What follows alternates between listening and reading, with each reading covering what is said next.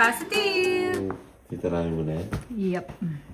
So, ayan. Nailabas natin yung Christmas tree natin. May box pa, di ba? Project. Project. Hindi na ako bumuling bago. Ito pa rin naman. Pwede pa naman yan. Angko. So, ito yung nakabox. Yung iba hindi ko na nilabas kasi hindi ko naman gagamitin. So, dito baka may makuha tayo. Ito, oh. Kakulay niya. Tsaka to. Yan. Makukuha natin to. Tsaka to. Pero yung mga pula hindi. Tsaka ito. Tingnan na lang natin kung ano meron dito. So, meron tayo dito sa pantry. Ayan. Ito, magagamit natin to. Tapos may mga Christmas lights tayo dyan. Ito, gagamit natin to sa mga halaman. Pero ito hindi. Ito yung nilagay ko dati sa pintuan, green.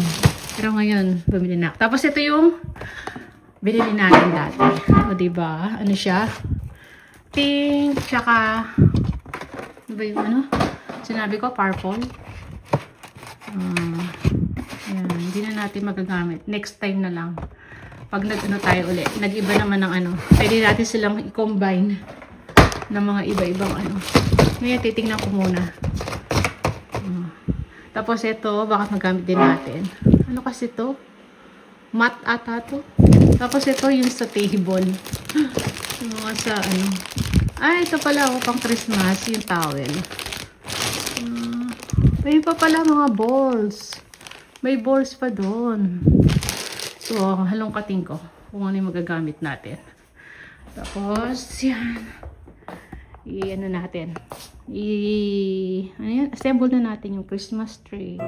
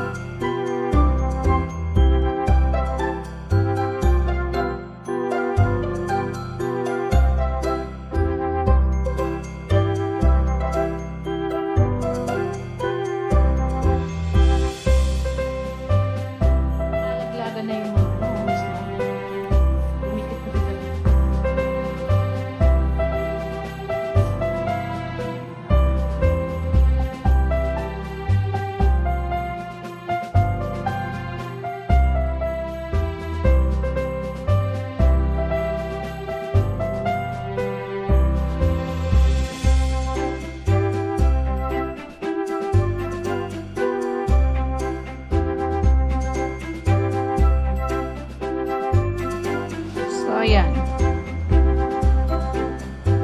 Warm lang yan, warm white. So, diba? Lagay na natin.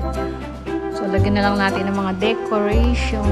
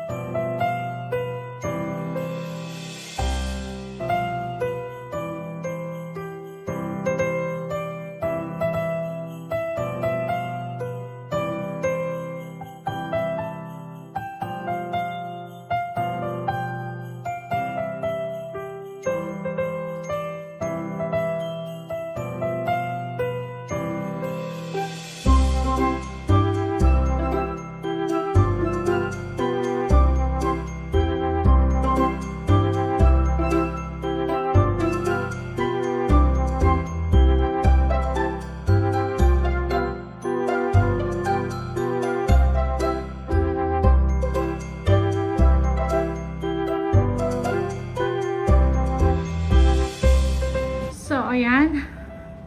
Diyan ko muna nilagay.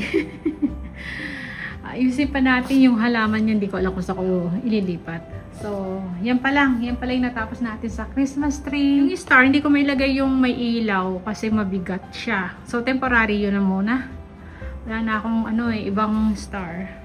Kasi yung star dito, ito yun ang bigat. May ilaw to ala. Bigat siya. Kaya, yun na. Diyan na muna. O, diba? Ang ganda nung yung kanyang pang round sa anong tawag dito? Sa kanyang ibaba nung Christmas tree. So, ayan ang ating Christmas tree.